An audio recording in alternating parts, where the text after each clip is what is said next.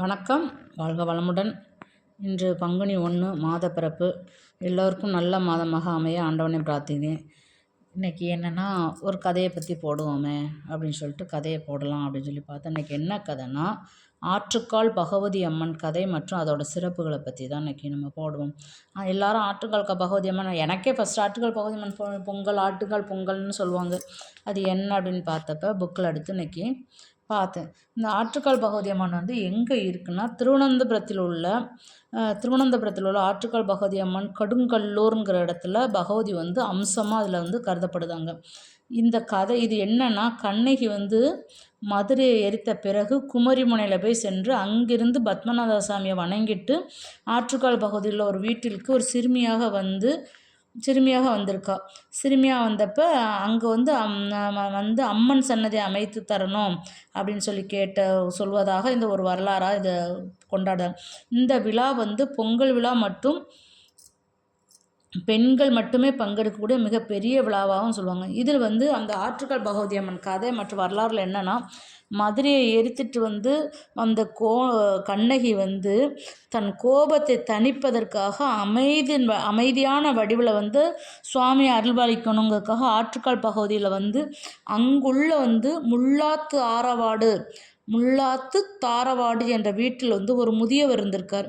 அங்கே போய் எனக்கு இங்கே ஒரு கோவில் நீ கட்டி வழிபட வேண்டும் அப்படின்னு சொல்லி சொன்ன உடனே இந்த சிறுமி வடிவத்தில் வந்து அவங்ககிட்ட சொல்லிட்டு மறைஞ்சிட்டா. அந்த சிறுமி மறைந்த பிறகு அந்த இடத்துல வந்து அம்மன் சிலையை வந்து பிரதிஷ்டை செய்து அதை வந்து கட்டப்பட்டதாக அந்த வரலாறு சொல்லுவாங்க. இது வந்து இந்த பொங்கல் விழா வந்து எப்போ கொண்டாடுதாங்கன்னா, ஆண்டுதோறும் மார்ச் மாதம், மலையாள மாதங்கிறது வந்து கும்பம்னு சொல்லுவாங்க. இந்த கோவிலில் வந்து பொங்கல் விழா வந்து லட்சக்கணக்கான பெண்கள் வந்து பங்கேற்பாங்கங்க. இங்கே வந்து பெண்களின் வந்து சபரிமலைன்னு கூட இதை சொல்லுவாங்க. இந்த கோயில் வந்து புகழ்பெற்ற தலமாக இருக்குங்க. இது வந்து நம்பிக்கை மெயின். அதாவது மதுரையை எரித்த கண்ணகியின் கோபம் பொங்கலிடுவதன் மூலம் குளிர்விக்கப்படுவதாகவும் அம்மன் அனைவருக்கும் வளம் தருவதாகவும் கூறப்படுகிறதுங்க. இந்த கோவில் வந்து கேரளாவின் திருவனந்தபுரத்தில் பத்மநாத சுவாமி கோவிலுக்கு அருகில் சுமார் 2 கிலோமீட்டர் தொலைவில் அமைஞ்சிருக்குங்க. 2 கிலோமீட்டர் தொலைவில் இந்த கோவில் வந்து அமைஞ்சிருக்குங்க. இந்த கோவில் வந்து எல்லாருமே அதை வந்து விரும்பி பார்ப்பாங்கங்க. ஆனந்தம் வழங்கும் ஆற்றுக்கால் பகவதி அம்மன் சொல்லுவாங்கங்க. இது வந்து கருவறையில் வந்து 2 அம்மன் சிலைகள் அமைக்கப்பட்டிருக்குங்க. இதில் வந்து மூல விக்கிரகத்தில் வந்து ரத்தினங்கள் பதித்து தங்க அங்கி சாத்தப்பட்டிருக்குங்க. மூல விக்கிரகத்துக்கு கீழே தான் அபிஷேக விக்கிரகம்னு ஒன்று உள்ளதுங்க. இது வந்து கேரளா உருவெடுக்க காரணமாக இருந்த பரசுராமர் முனிவர் இருக்கார்ல, பரசுராமர் 108 சிவாலயங்களையும் 108 பகவதி அம்மன் கோயில்களையும் அமைத்ததாக சொல்லுது இந்த கதையில் வந்து. இது வந்து கேரளாவில் உள்ள அம்மன்களுக்கு எல்லாம் தனி பெயரே இல்லையாம். அவங்களுக்கு எல்லாத்துக்குமே வந்து பகவதி என்று தான் சொல்லுவாங்க. கேரளாவில் வந்து பகவதி அம்மன் கோவிலுக்கு வந்து நிறைய இருக்குன்னு சொல்லுவாங்க. இருப்பினும் அதிலும் முக்கியமாக பகவதி அம்மன் கோவிலுக்கு இல்லாத சிறப்பு என்னன்னு இந்த ஆற்றுக்கால் பகவதி அம்மனுக்கு தான் உண்டு அப்படின்னு சொல்லுவாங்க. இங்கு வந்து கொண்டாடப்படும் உலக புகழ் பெற்ற இந்த பொங்கல் திருவிழான்னு காரணம் வந்து இந்த விழாவின் போது, இந்த ஆற்றுக்கால் பகவதி அம்மன் விழாவின் போது லட்சக்கணக்கான பெண்கள் வந்து கலந்து கொண்டுடுவாங்க. பொங்கல் வைத்து அம்மனை வழிபடுவது வந்து பிரம்மாண்டமாக இருக்குங்க. இது வந்து கின்னஸ் சாதனை புத்தகத்தில் கூட இது இடம்பெற்றிருக்குங்க இந்த கோயிலோட திருவிழாவை பற்றி. அதுக்கப்புறம் வந்து சிலப்பதிகாரம் எழுதிய இளங்கோவடிகள் காலத்திலேயே இந்த கோவில் கட்டப்பட்டதாக சொல்கிறாங்க. இளங்கோவடிகள் காலத்திலேயே இந்த கோயில் கட்டப்படுது. சிலப்பதிகாரத்தில் வந்து நாயகின்னு சொல்லக்கூடிய கற்பகக்கரசியான கண்ணகி வந்து கண்ணகி அவதாரம் தான் இந்த ஆற்றுக்கால் பகவதி அம்மன் சொல்லுதாங்கங்க.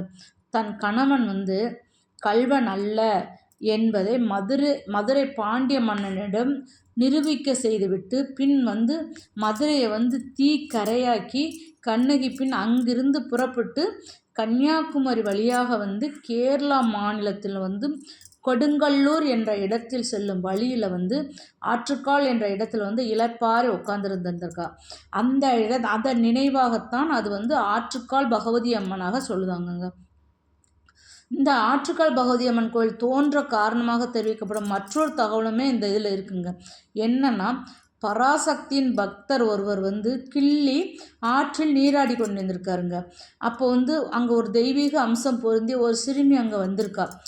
அப்போ உள்ள கதையை தான் விவரமாக சொல்கிறாங்க. சிறுமி வந்திருக்கா. அவளை பார்த்த உடனே அந்த அன்னையை குழந்தை வடிவில் வந்திருப்பதாக எண்ணினார்.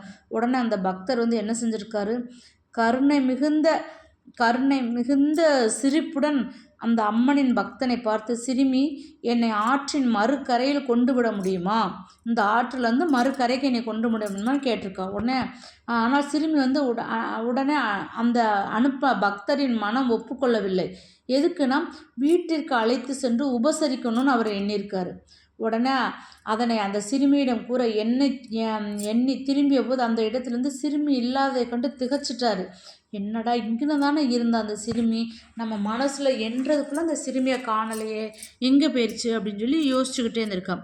பின்னர் வந்து அந்த அம்பிகை தான் பின்னர் வந்து வந்தது நம்மளோட அம்பிகை தான், அம்மாள் தான் அப்படிங்கிறத எண்ணி மகிழ்ந்துட்டார். அன்று இரவே வந்து பக்தரின் கனவில் வந்து அந்த பக்தரின் கனவில் தோன்றிய அந்த சிறுமி என்ன சொல்லியிருக்கான்னா, தென்னை மரங்கள் அடர்ந்த பகுதியில் 3 கோடுகள் தென்படும், அந்த இடத்துல எனக்கு கோவில் வச்சு நீங்கள் வந்து கோவில் வச்சு என்னை குடியேற்றுங்கள் அப்படின்னு சொல்லிட்டா.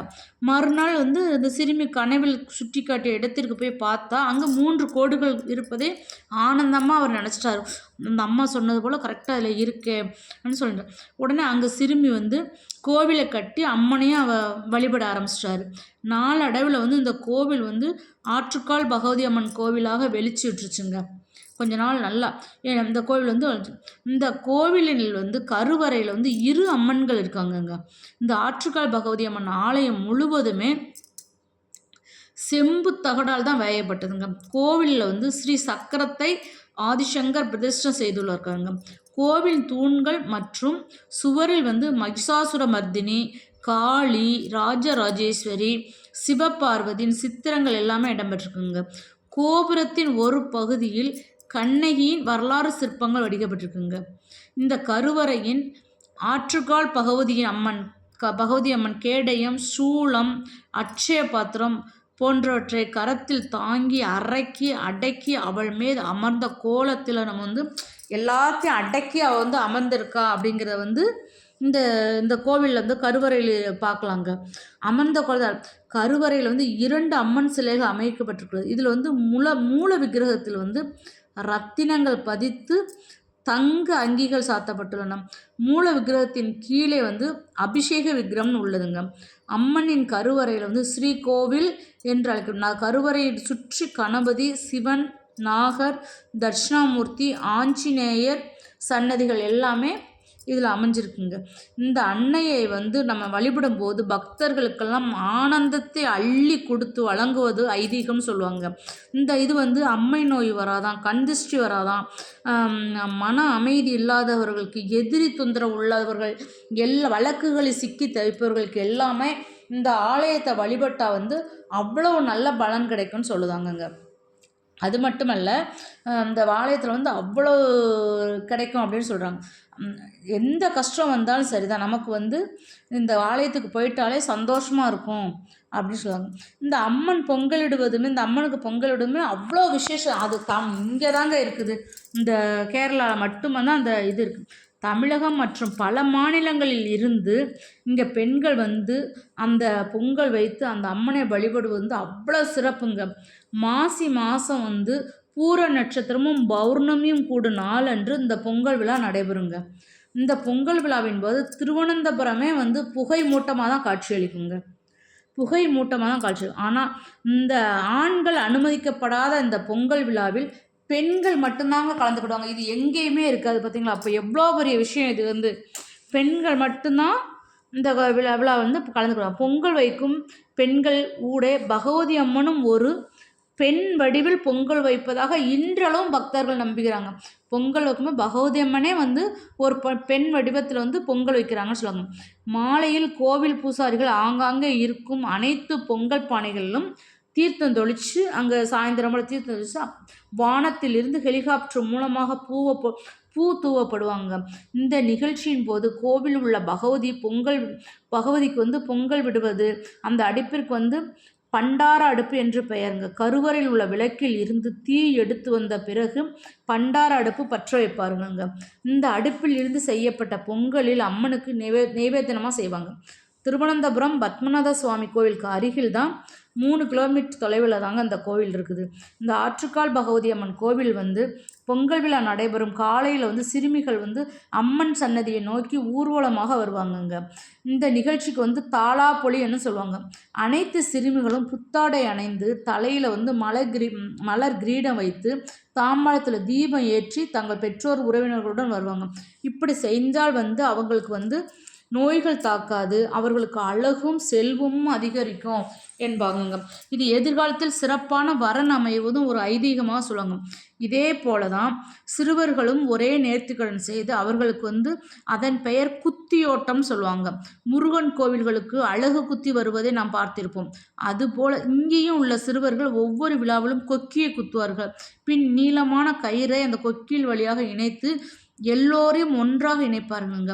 பகவதி அம்மன் யானை வாகனத்தில் வீதி உலா வரும்போது அன்னையின் முன்பாக அங்கே அழகு குத்திய சிறுவர்கள் அணிவகுத்து செய்வது அவ்வளோ அழகாக இருக்குங்க.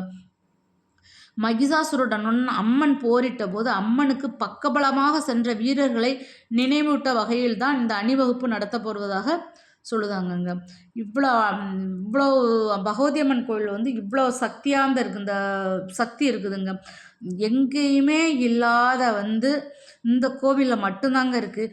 அங்கே கன்னியாகுமரியில் மதுரையில் தீக்கரையாக்கி அங்கேருந்து கன்னியாகுமரிக்கு கன்னியாகுமரியிலேருந்து கேரளா மாநிலத்திலேருந்து கொடுங்கல்லூர் இடத்திற்கு சென்று அங்கு வழியில் இலைப்பாற்றி அதன் நினைவாக வந்த கோவில் தாங்க பகவதி அம்மன் கோவில்னு சொல்லுவாங்க. ஆற்றுக்கால் பகவதி அம்மன் கோவில். இந்த ஆற்றுக்கால் பகவதி அம்மன் கோவிலே முக்கியம் நமக்கு இந்த பொங்கல் வைக்கிறதாங்க. பெண்கள் மட்டும் அந்த இதில் சொல்லக்கூடியதே பாருங்கள், ஆனந்தம் வழங்கும் ஆற்றுக்கால் பகவதி. எப்பயுமே அந்த கோயிலுக்கு போகும்போது நமக்கு ஆனந்தம் மிகுந்து கிடைக்கும், நமக்கு நினச்ச வரன் கிடைக்கும் அப்படின்னு சொல்கிறாங்க. அந்த கோயில் அவ்வளோ விசேஷமாக இருக்குது. கண்ணகி மதுரையை எரித்த பிறகு குமரிமுனையில் போய் சென்று அங்கிருந்து பத்மநாசாமியை வணங்கிட்டு ஆற்றுக்கால் பகுதியில் போய் ஒரு வீட்டில் போய் சிறுமியாக தனக்கு எனக்கு ஒரு அம்மன் சன்னதி வைக்கணும்னு சொல்லி கோரிக்கையிட்டு கனவுல அவரும் அதை பார்த்து அதே மாதிரி கோரிக்கை வச்சு சுவாமியை கும்பிட்டு அந்த கோவில் இப்போ அவ்வளோ பிரபலமாக இருக்குங்க. அதனால் நம்மளும் ஒரு நாள் எல்லோரும் நாம் நேரம் கிடைக்கும் போதெல்லாம் அந்த ஆற்றுக்கால் பகவதி அம்மன் கோவிலுக்கு போய் சுவாமியின் அருள் பெற்று குழந்தைகள் ஆரோக்கியமாகவும் நல்ல வரன் கிடைக்கவும் வேண்டிக்கோங்க. உங்களுக்கு நல்லதே நடக்கும். தொழில் தொடங்குவதற்கு, ஆரோக்கியத்திற்கு, எல்லாத்துக்குமே இது நல்லா மேம்படும். நீங்கள் எல்லோரும் உங்களுக்கு நேரம் கிடைக்கும்போது தமிழகத்தில் கேரளா பகுதியில் உள்ள ஆற்றுக்கால் பகவதி அம்மன் கோயில் சென்று நீங்கள் நல்லதே நடக்கும்.